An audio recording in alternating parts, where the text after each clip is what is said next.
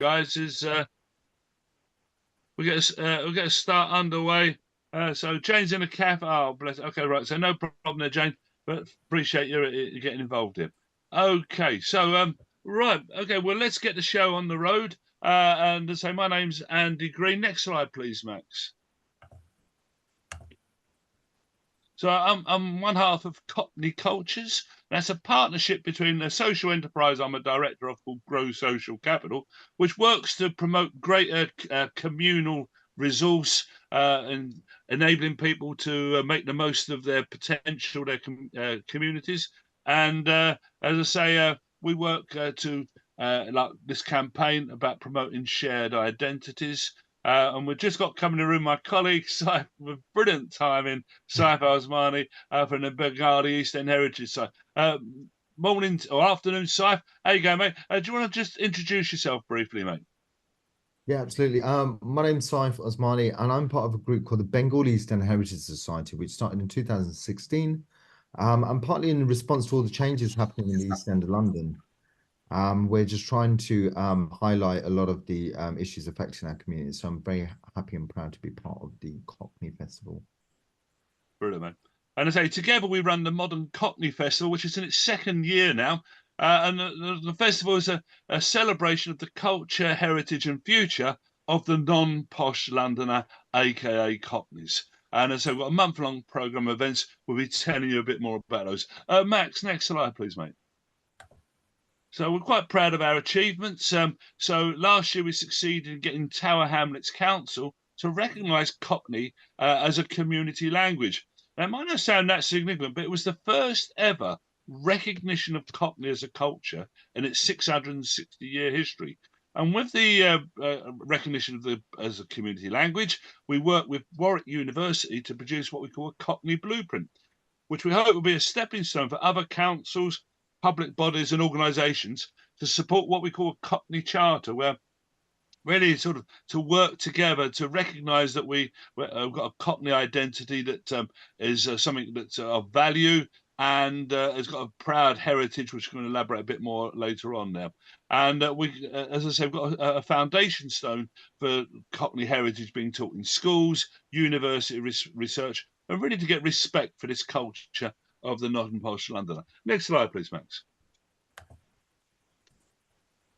So one of the things we produce is the Modern Cockney Museum, a virtual museum that tells a story of Cockney in 50 objects. Next week, we'll be screening this from Toynbee Hall in Aldgate, London on a giant projector. But we've also got a deck of cards version with 50 cards telling the stories. As you can see, they're number 13 about pie and mash. And we call it a museum in a pocket. And we're doing a crowdfunder. So if anyone would like to get their very own museum and get listed as a supporter, please go to our website, moderncockneyfestival.org.uk, and put a small sum of £20. You can be among 100 people with exclusive access to your very own deck of cards. Next slide, please, Matt. So it brings on to today, and we've got from Billericay, we've got Emma and Robert Cooke, who are going to join us to tell their story. And as I say, really discover about the inside story about a fascinating pie and mash dynasty from the early days. What's it like growing up in a pie and mash shop? Max, next slide, mate. And as I say, also a chance Emma shares some of the stories as an illustrious actress in where's it gone now? So anyway, so we've lost our PowerPoint there, Max. Are you okay, mate? Anyway, so really just get the conversation underway here now, guys. I mean, your family. What was it like growing up in a pie and mash family? I mean, sorry, Max. Max, are you going to behave yourself, mate? I mean, right. Do you want to come off the screen, mate, and come off the PowerPoint? We'll just open it up there. All right. So Emma, Robert, I mean, just tell us. I mean, what was it like? What was your earliest memory of pie and mash? I suppose just being given mash and liquor as a baby. I think staple for sure, weaned on that. Yeah. And then just always knocking around the shop, always there, always at London Fields, always there on a weekend. You know, helping out as soon as there was a pile of washing up. It was like, quick, get stuck in. give us a hand, and the same as Robert. So everybody just, you know, as soon as you came into the shop, it was a case of all hands on deck, always. So very much, you know, in your veins there, the pie mash. I mean, Robert, mate, I mean, early memories. I mean, like helping out in the shop and stuff. Very similar, obviously, at the age of, you know, from the age of like 11, 12, as soon as I could lift anything half heavy, then I was in the bakehouse. But even before then, I remember being picked up from school, and then after school going to the shop, because obviously that finished a lot later, and then we'd all go home together. So from the earliest memories, I remember being around the shop. And again, it's never left. So how did they manage sort of a division of labour in the shops then? I mean, like you got like the boys and girls. Did they have like different jobs to do in the shop? Yeah, very much so. So I know things have changed now, but very much when I was brought up, and even pretty much to recent days, boys were downstairs, girls were upstairs. I think also because the girls look better than the boys, maybe one of the reasons. But also it's quite a manual side of the business. Obviously, working in the bakehouse, very easily get burnt, but also you're dealing with quite heavy objects. So very, very heavy, and it was very much the boys and the girls. Yeah. You know. You know, go upstairs, tell the girls, you know, like I say, giving too much mash away, slow down, we're running out. And then we'd run down and say, come on, we need more pies. I've got to queue out the door. It's always go and tell the boys, go and tell the girls. It was very much like that. We're too slow, they were dealing too quick. You know, it was never trying to meet in the middle somewhere. But that's exactly. But you're still talking with each other, I see there. So it must be like there were points. Halfway through the day, your enemies, you always make friends by the end. Yeah. Brilliant. Yeah. So it must have been a great university of life, like living and breathing, working in a shop. Was that the case? Did you have much of an education from helping out in the shop in that way? Absolutely. I think anyone who works in a pie shop, just the idea of having to deal with customers, having to delegate, having to just time management, just having to work out how to get people served. You're completely out your comfort zone all the time. You never know what's going to happen next. You could be completely prepared and then you're never prepared. You have to deal with people, you have to deal with each other. Yeah, absolutely, a complete way of life. You know, you learn everything in a pie shop. I really believe that. I think it also has a great work ethic, because it's by no means glamorous. You know, sometimes it looks it, but it is really not when you're getting your hands dirty and getting amongst it. But I think it just puts you on the right foot for your later stages in life. As I say, it's a great work ethic. And it's a hard graft. Hard graft. You know, they were up early in the morning. My dad was. Yeah, right. You have to go to Billy's Gate early in the morning to get your reels. You're up at 4:30, 5 o'clock. Go and get his meats. And if you're doing your meat, the flanking and everything for the day ahead, you'd have to get up super early. It's not as much as you're getting your meat and it's prepared. You'd have to start from scratch. So And we'd shut at 8 o'clock, and that's a long day weekend. Yeah. That you really feel it in your feet. And people who work for me even now, I'm like, wait to your feet, the end of the night, and they're like, I've never felt anything like it, because you're on your feet all day. Yeah. So I imagine it's good preparation, because you've both got separate careers. I mean, Emma, we come on to shortly about an actress, but Robert, is it a city trader you work at as well, mate? Yeah, something like that. So currency broker, currency broker. That's right. Yeah. So I do that along with running a pie mash shop. So. You must be the most popular person on the trading floor, whatever, when they ask you to bring a few pies in on a Monday or something. I've done it a few times actually. Yeah, so I've actually on a Friday. It was actually a treat from the office. So the powers that be allowed everyone to dig into pie mash as their treat. So yeah, on that day I was pretty popular. Yeah. So you're not likely to launch like future trading in pie and mash and stuff like that, or? It's a slightly different game. Very similar in some aspects, believe it. Yeah, slightly different. There'd be too much liquor on the floor. So that's what it is. Great stuff. Right. Yeah. So Emma, to turn to your acting, I mean, how did you first become an actress? I mean, so I always wanted to be an actress. It was just something I wanted to do. And I went to the Brit School, and then I went to drama school, went to Webber Douglas for 3 years. And then very, very fortunate, came straight out and got a job. I got a lead part in the BBC drama by the age of 21. So, and I've never, touched wood, look back. It's been busy, it's been slow, but I've always been doing it. Yeah. Can I just say, I mean, drama school, I mean, you'd associate, and please don't take this the wrong way, but you was very posh people and stuff like that. I mean, was that an issue there, or? Not for me. No, I get on with everybody. I don't see that. So I just went in and I just, went to be an actor. I didn't think about anything else. So you learn. Again, you learn from everybody, a grounding from the shop. You don't know who's going to walk in those doors. People, believe it or not, posh people do eat pie mash. And certainly now when Broadway Market went through its sort of real change of being quite a yuppie place, I mean, you would have all sorts come in, and that's what's brilliant about the Pie Mash Shop, is that we are there to meet all different kinds of people. And I love it when people haven't had it before, and I get the chance to let them have their first pie mash and show them how they're meant to eat it. And I love it when they're like, that's it, I'm hooked. And you know, Brilliant. Pie mash pusher. But it's true though, if you're working at the front of house, especially as I say, the girls boys were downstairs in the bakehouse, the girls would have to meet every single walk of life. Yeah. And you'd have to sort of and sort of adjust to who you're talking to. So I can't imagine that's a bad way to sort of hone your skill. Yeah. So in terms of like the showbiz world, I mean, some of the people you've worked with, I mean, and any sort of showbiz gossip. I mean, who are some of the people you've worked with and enjoyed working with, Emma? Oh, I've worked with loads of people. So the people people always want to talk to me about. I worked with David Jason in Touch of Frost, and he was brilliant, really lovely guy. But my favourite probably was out of the two, if you like, Nicholas Lyndhurst doing Rock and Chips, which was the prequel to Any Fools and Horses. Yeah, was just so lovely. Nothing like Rodney at all. He is very posh, but a really lovely guy. Phil Daniels I've worked with a few times. We seem to always, a few years go by, but we end up playing the same parts, just older. I've had a really brilliant time. Very, very lucky getting to do the job I do when I get a job. When I get to do it, it's the best thing in the world. So with an actress, I mean, you're actually sort of taking the bull by the horn in one sense, because you're not just waiting for a part to arrive at you, but you're actually creating a part for yourself with this idea of a TV show. Tell us a bit, how did the idea of like creating your own comedy show set in a Pie Mash Shop, how did that come about? So I was doing a TV series called Agatha Raisin for Sky just before lockdown.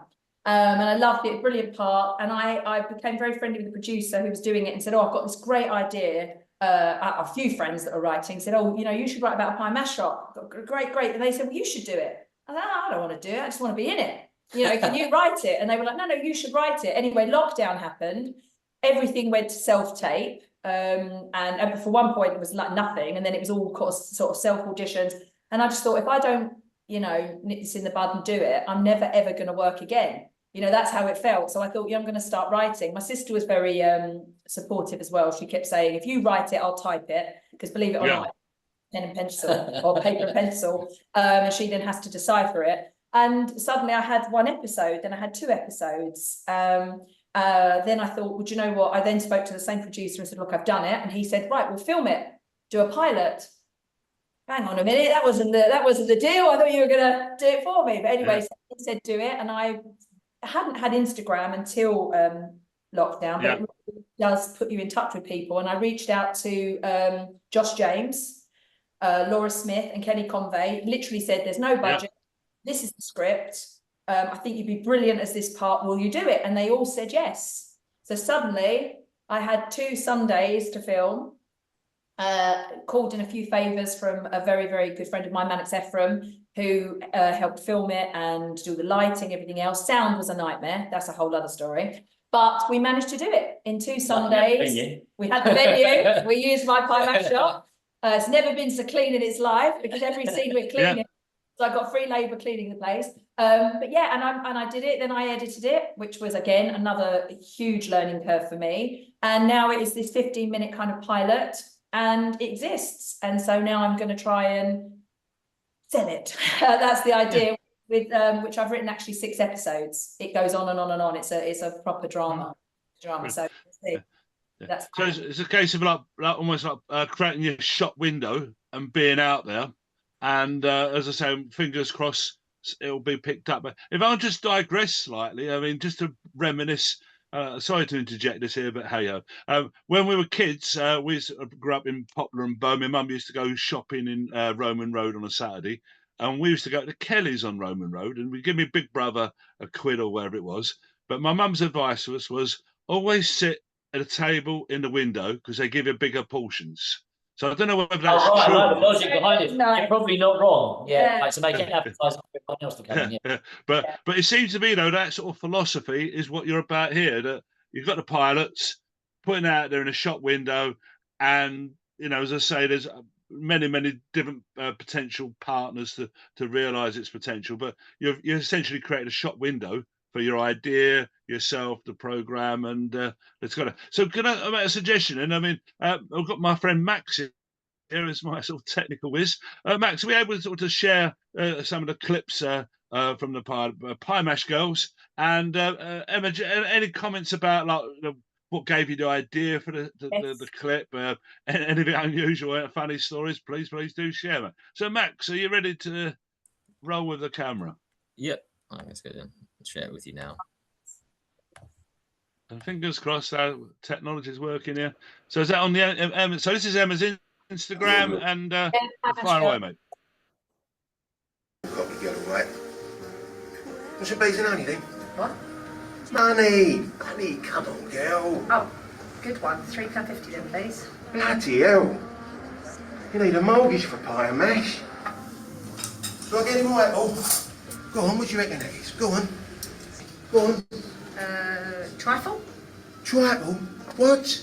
What? Rifle range. Change.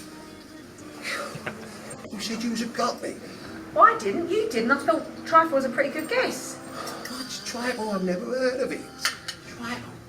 She's having a bleeding bubble, that one. Yeah, you're a real cockney. Brilliant stuff. The story there, what inspired that sketch? That is verbatim. That is. Oh man. 100%. Every single bit of that is true. And it was actually when it was Robert's shop opening, and it was just in the lockdown. I had a mask on, and he said, "Oh, could you give me a hand when we open?" And it was incredibly busy. I said, "Yeah, of course." And this guy came in, this customer, and I remember him from my shop a few years before. And everything he does is in rhyming slang, and he does it as a performance a bit in the sort of shop, which is fine. But then he came in this day and he was like, "Oh, I thought you were a real cockney," and I was just like trying to serve with my mask on. And he did the whole rifle range, and I said, he said rifle, and I said trifle, because I've never heard of rifle range. And he went, "Oh, I'm really insulted." And then he came back about 2 or 3 weeks later. I didn't have my mask on. And he said the same thing. "Do you know what a rifle is?" And I said, "Chain." And he went, didn't like that, took his plate and walked off. I'll tell you what that probably was, because actually I was on Molsham Street at certain points, and he actually does that in every shop. So he forgets which one he's done it to. So obviously he'd gone to her, give him the same joke. She knew the answer, should have seen his face. Much more of a conversation after that. But God's honest truth, he does it down every single shop. Does. There's characters like that. Well, yeah, it's really funny when I put it on TikTok, because I started a TikTok account. Yeah. Or not, it's only about 4 weeks in the making, wish me luck. And somebody put on there, "Rifle range, never heard of it." And I was like, that's the joke. I'd never heard of it. But they, yeah, you know, it's on the Brilliant stuff. The shop, especially, everyone wants to try and be cockney, more cockney than the next. Sometimes you see that. Sometimes when they're like, "Oh, have you heard of that?" And sometimes it's a bit of a bravado kind of thing, and it's quite funny in itself, really. So. And actually, back to Pie Mash, it brings out something, because people feel very connected to it. Not everybody, but people that love it. They always want to tell you their favourite pie shop, the way it should be served, you know, whether it should be an upside down pie that way round. That's a million discussions. And everybody feels very, you know, they feel very connected to it, and affinity. And so then you get, "I'm a Pie Mash connoisseur, I know more than you." And we do get that a lot. And so this character kind of embodies that thing. Yeah, it's not just there for Pie Mash. He's there to tell everyone that he knows this. He knows this. He's King Cockney. Max, you want to try another one, mate? Get there. Yeah, absolutely. Oh, no, yeah.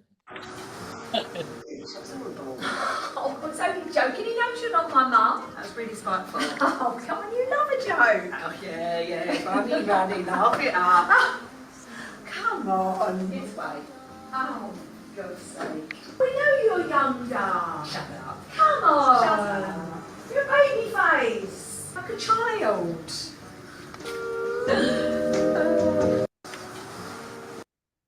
All right. I'll tell you what I also love there is like the soundtrack. So yeah, I mean, you're sort of reincarnating Chaz and Dave like Hawaiian style. How did that idea come about? So I was going to do a cover song, and my husband loves "Ain't No Pleasing You." It's his favourite. Yeah. And he said, "Oh, you should do that. You should do that." And I was like, I don't know. I had some other songs that I was messing with, because I used to be in a band as well, called The Modern. Yeah.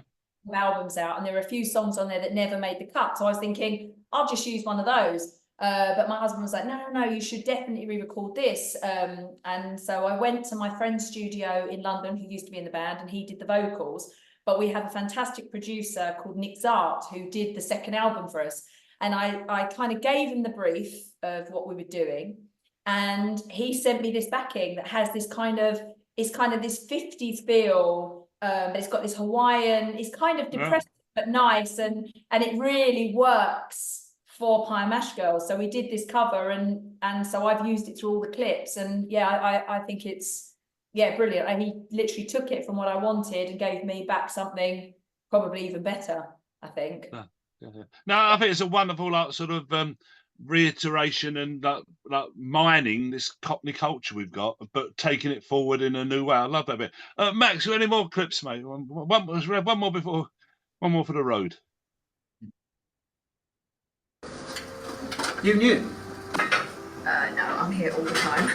Didn't see you here on Saturday. No, I sometimes don't work Saturdays.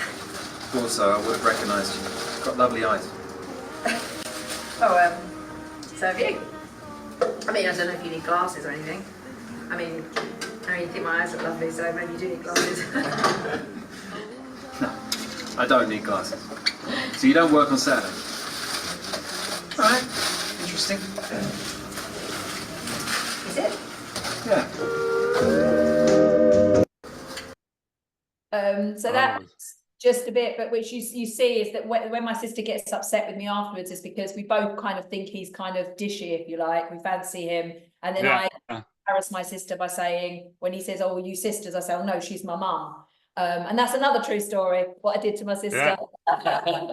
So the whole story is about my sister and I running this pie shop. And even though my sister doesn't run the pie shop with me, because we are only 18 months apart, my sister, if I was 12, she was just 10 and a half, whatever, was always with me. And our memories were always working in the shop. So although it's embellished, there is lots of truth in it and lots of added stories, things like that. But it is about two sisters running this shop. And then obviously the brother nips in and nips out, but he's not working in the shop. But so I mean, I love it, and I think it's brilliant. And so what happens then? Like the series gets shown, you become mega famous. Does that mean like you're not going to bother running a shop, or do you think you'll always have your foot in the ground with the shop as such? I mean, the pie mash shop for me, I mean, we opened it in 2010. And it really was a case of I was filming, I'd been doing stuff. I got pregnant with my first baby, and my husband and I were like, well, we did the band and everything else. He was like, what else can you do? And I was like, pie mash. And that was it. So we opened the shop with thinking, well, that's pretty much all I can do. Pie mash and acting, not much really, but so I feel like it will always be a part of me, and it feels that it's a natural thing for me. So we opened it, it's still there. We've been, like I said, since 2010, and everything else is just a bonus. But our shop is important to us. It's what we do. And do you see your kids sort of following through in a tradition at all? They're not in it as much as we were, because my dad's was, mine is a rented shop in Howard Wood, right? So I love it, but we did all the tiles on the marble tables. But my dad's was from 1900. It was my great grandfather's shop. There is a feeling when you walk in it that you feel connected to it. And my kids had that when they were running around seeing their grandparents there, but now that's gone. My kids aren't in it in the same way as I was. Yeah. It's our family's hub, without a shadow of a doubt. Yeah. So I'm 12 years younger than Emma. Yeah. But even from there, all of us had exactly the same upbringing. It was the shop, whether we weekends or after school, whatever the case may be. Our friends used to come. Our friends, our family is where we used to. Yeah. And it was a beautiful building. And also the other thing is like Robert said, after school, my mum would literally pick us up and go back to the shop to then go back home. We were there at the bottom of the shop doing our homework. With my kids, it's just not that way anymore. Yeah. Just isn't. So I'm not saying they don't love it, because they're always saying to me, I mean, they love pie mash girls. They all want a part in it, obviously. And then they're like extras in it, but they love coming in, helping, you know, make pies, and they're just like us, but not as much, if that makes sense. Just because of my daughter's only just 12 and my son's 10, so another year or so they'll be Saturday girls, no doubt, and Saturday boy, 100%. I think another thing is, you opened your shop in 2010, mine was 2020, so we sort of acting, obviously I was in the city, we came around to actually opening a pie mash shop later on in life. My dad was born above the shop. Yeah. It's absolutely, that is all he ever knew. He didn't ever look at another job. That is, he was born, bred, and that is all he did. So that kind of mentality fed through to us. So that shop meant so much. There was no other place really. But I mean, it seems to me there's still a profound emotional bond. I mean, pie mash isn't just grub; it's something much more. Do you feel that way? 100%. Yeah. And I think one of the key messages of National Pie Mash Week, which is say the first ever we've done as part of the Modern Cockney Festival, and I think really what we're looking to address is there's a wider narrative that every time a high-profile shop, say in a London closes, old pie mash is dying. But it just seems to me that you're an embodiment that our message is pie mash is evolving. We had an event earlier this week with a pie mash club in Greenwich at Goddard's, and I think there's going to be a point at some point where there's going to be more pie mash shops in Essex and Kent and out of London than there actually is in London. I mean, so it's great to see that you're embodying like this future of pie mash, evolving, adapting, iterating. So are you confident for the future about, you know, your children's generation, maybe beyond them, there'll still be pie mash shops out there? I think so. I think I've been thinking about it a lot actually, because I read a lot of reviews, and I have, since you sort of invited us to do this, been sort of gone down the rabbit hole a bit more than I ever have. And one thing I would say is that there's a big association of ideas with pie mash because of, say, for instance, the liquor being green, and people go, oh, what's that? So it is something that really hasn't, unless you know it, you might have that fear of what is this? Yeah. I am so confident that if you came to eat a pie mash in my shop with me there to dish it and do it for you, that I would say pretty nine out of 10 people will go, I would eat that.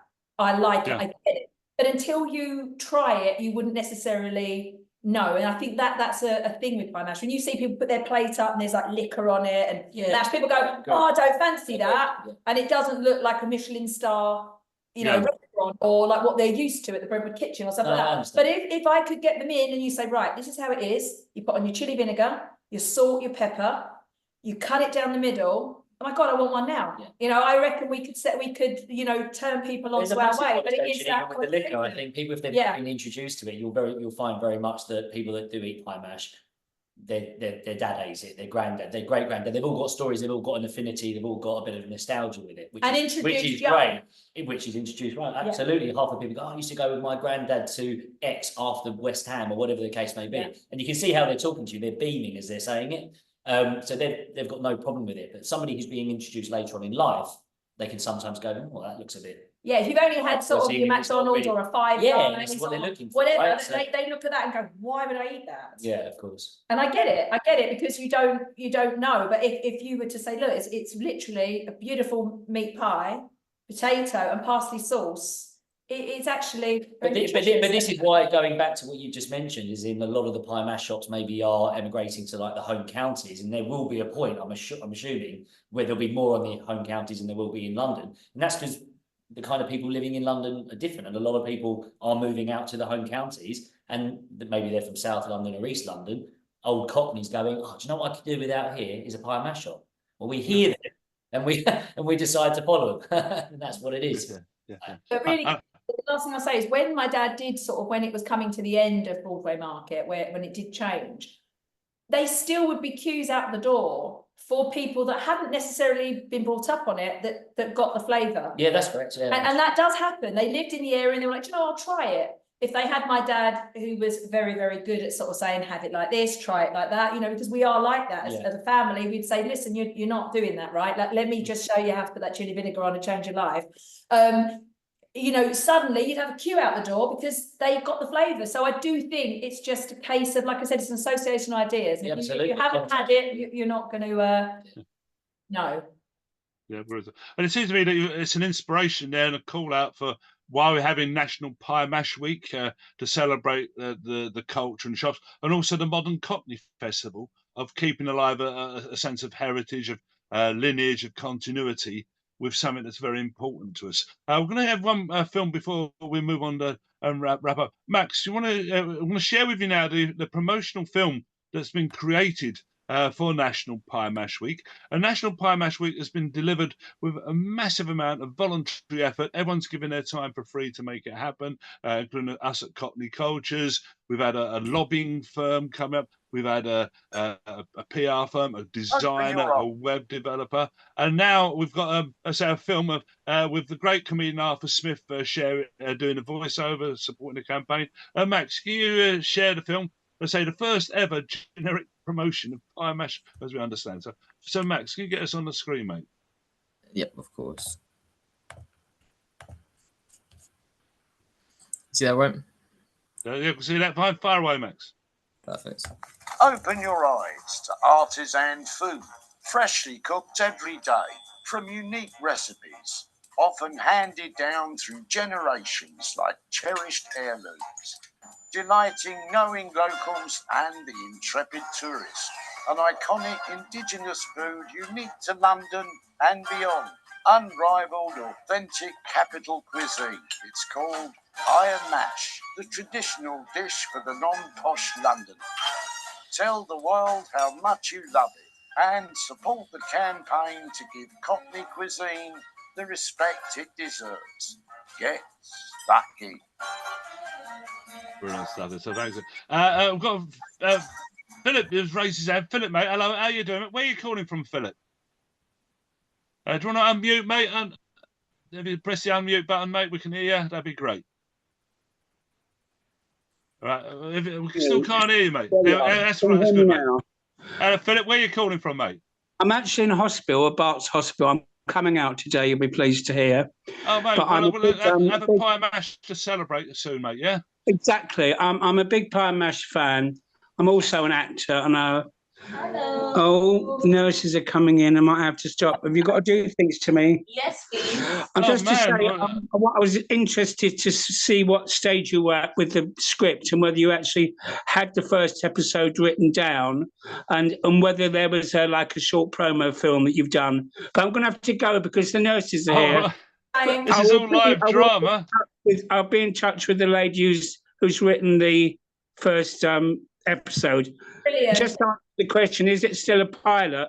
I've done a 15-minute pilot, but I've written 5.5 episodes, so I'm just finishing. And they're ready to go. I'm doing 6.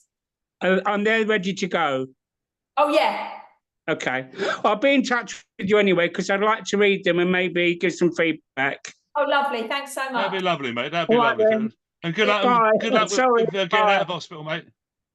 Take care, yeah, right, mate. Okay, yeah. Listen, so Max, you want to come off the film now? Do you want to put the PowerPoint back on just for some announcements before we go our separate ways here? But well, it's all human drama here today. We've got hospitals and you don't expect to see any nurses. I like his style. Yeah, and.